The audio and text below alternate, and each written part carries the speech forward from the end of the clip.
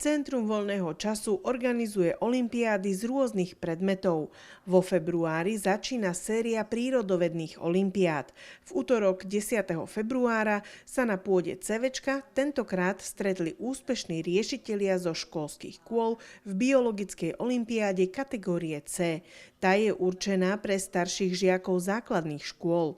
Okresné kolo sa skladá z dvoch častí, a to projektovej a prakticko-teoretickej.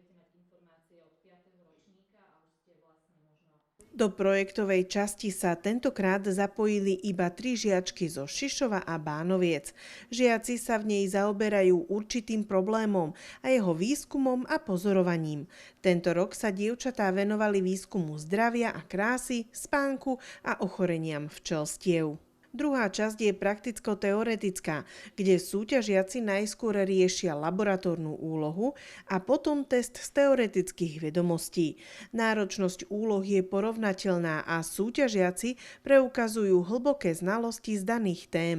Tento rok do okresného kola postúpilo 20 žiakov z 9 škôl okresu. V oboch častiach dozerala na správny priebeh odborná porota. Tretie miesto napokon obsadili Lukáš Kotlárik z gymnázia Janka Jesenského a Nikoleta Gilanová zo základnej školy Šišov. Druhé, už postupové miesto si svojimi vedomostiami vybojovali Agáta Horníková a Katarína Matejíčková, obe zo základnej školy na Duklianskej ulici.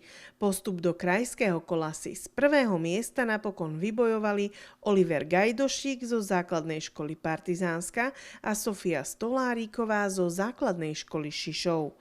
Všetkým zapojeným žiakom do okresného kola blahoželáme a postupujúcim držíme palce v krajskom kole, ktoré sa uskutoční 13. marca v Partizánskom.